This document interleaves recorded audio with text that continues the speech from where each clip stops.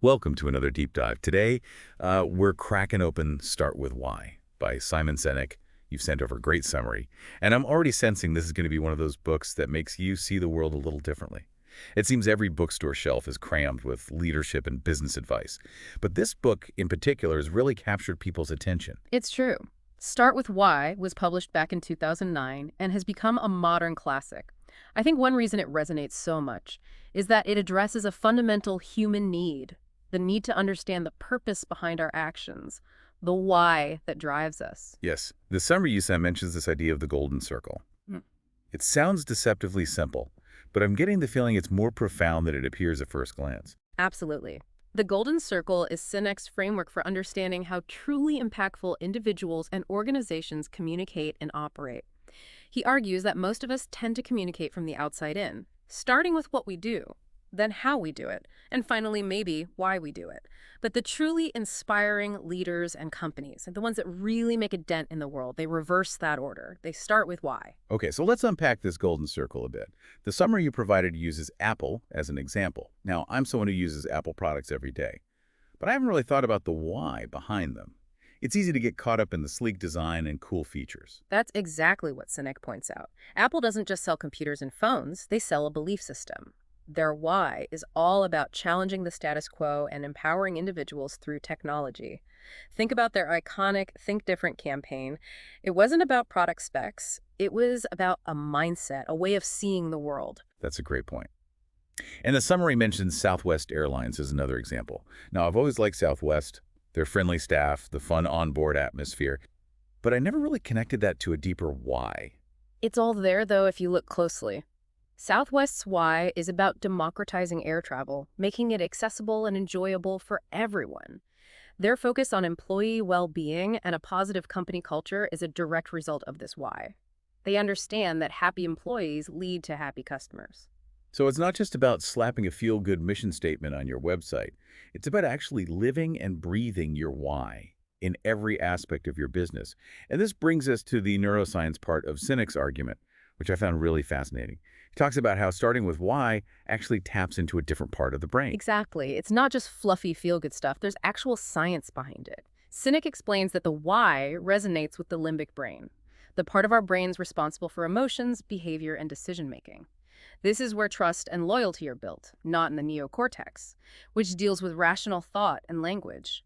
This reminds me of that powerful anecdote in this summary about Martin Luther King Jr. He didn't say, I have a plan. He said, I have a dream. And that dream, that vision of a better future, resonated with people on a deeply emotional level. It wasn't about logic or policy details. It was about a shared belief, a common why that united millions. It's a perfect illustration of the power of why. But here's the thing. It's not just about inspiring speeches or lofty ideals. This applies to you, to your work, to your everyday life. The question is, how do we take this powerful concept and make it practical? How do we uncover our own personal why and use it to create meaningful change? That's the million-dollar question, isn't it? And I appreciate you bringing it back to our listeners' perspective. It's easy to get swept up in these big, inspiring examples. But then we're left wondering, okay, what about me? What's my why? And how do I even begin to figure that out? Right. It can feel almost like an existential crisis. The summary you sent touches on this. But it doesn't really dive into the nitty-gritty of how to discover your why. Do you have any advice for our listener on how to approach this? Well, I think the first thing to remember is that finding your why is a journey, not a destination. It's a process of self-discovery. And it takes time and reflection. There's no magic formula. But there are some powerful questions you can ask yourself to start peeling back the layers. What kind of questions? I'm ready to take notes. Think about what truly motivates you. What gets you out of bed in the morning with a sense of purpose? What are you naturally drawn to? What injustices or problems in the world make you want to take action? Those are great questions. It's making me think about my own work. I've always been passionate about making complex information accessible and engaging. Maybe that's part of my why. Helping people understand and connect with ideas that might otherwise seem intimidating. That's a great insight. And notice how you arrived at that, not by forcing an answer, but by reflecting on what genuinely excites you. Another helpful question to ask is, what kind of impact do I want to have on others? I love that question. It really shifts the focus from what I want to achieve to how I want to contribute to something larger than myself. And that makes me think about the companies mentioned in the summary. that seem to have such strong why cultures. Patagonia and Southwest Airlines, they both seem to attract people who genuinely believe in what those companies stand for. What's interesting about those companies is that their why goes beyond just profits. It's deeply ingrained in their values and actions. Patagonia, for example, is known for its commitment to environmental sustainability. This isn't just a marketing gimmick. It's woven into every aspect of their business, from the materials they use to their activism efforts. And this resonates not just with customers, but also with employees. People want to work for a company that aligns with their own values. It's like finding your tribe. Exactly. And Southwest Airlines is another great example. Their why centers around making air travel fun and affordable.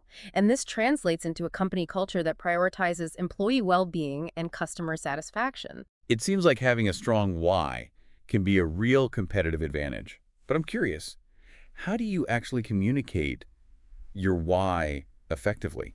Especially if you're not the CEO of a company. How do you weave it into your everyday interactions and work? That's a great question. And it gets to the heart of how we can apply Sinek's ideas in a practical way. First, it's important to be clear about your own why.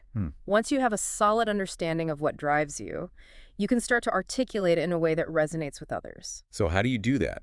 Is it about giving a big, inspiring speech like Martin Luther King Jr.? Because I don't know if I have that in me. Not necessarily. It's more about finding authentic ways to weave your why into your communication. It could be as simple as explaining the motivation behind a project you're working on, or connecting your work to a larger purpose. So instead of just saying, here's the new marketing plan, Yeah. you might say, we developed this plan because we believe it will help us connect with our customers on a deeper level and build a stronger community. Exactly. It's about framing your actions in the context of your why, so people understand not just what you're doing, but why it matters. That's a really helpful tip. And it makes me think about something else Sinek talks about, the law of diffusion of innovation. I remember reading about this in the summary and finding it intriguing, but also a bit confusing. It is a bit complex, but it's a crucial part of understanding how ideas spread and gain traction. Basically, it says that any new idea or product goes through a diffusion process, starting with a small group of innovators and early adopters, then spreading to the early majority, late majority, and finally the laggards. Right. I remember the bell curve graphic. Yeah. So how does this connect to start with why? Well, Sinek argues that the people who are most likely to embrace a new idea, those early adopters, are driven by the why. They're not just looking for a product or a solution, they're looking for something they can believe in, something that aligns with their own values and aspirations. So if you want to spread your idea or build a movement, you need to connect with those people who are drawn to the why. It's not about mass marketing. It's about finding your tribe, those people who resonate with your purpose. Precisely. And this takes us back to the idea of communicating your why authentically. When you genuinely believe in what you're doing, it shows. And it attracts others who share that belief. This is all starting to click for me now. But I have to ask, what about the money? Does focusing on why actually lead to profits? Because at the end of the day, most businesses are trying to make money. That's a valid question. And what's fascinating is that Sinek argues that profit is a byproduct of doing something meaningful.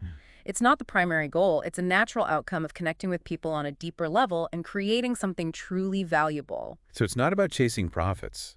It's about creating something that resonates with people and solves a real problem. And if you do that well, the profits will follow. It's a bit counterintuitive, but it makes sense when you think about it. It really is, and it challenges the traditional way of thinking about business, which is often so focused on the bottom line. Sinek reminds us that people are not just rational consumers. They're emotional beings driven by values and beliefs.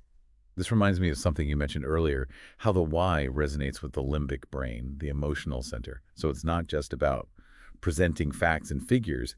It's about tapping into that deeper level of human connection. Precisely. And when you can connect with people on that emotional level, you build trust, loyalty, and a sense of shared purpose. It's no longer just a transaction. It becomes a relationship.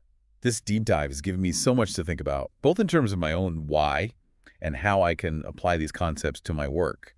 But I imagine our listener might still be feeling a bit overwhelmed. We've covered a lot of ground.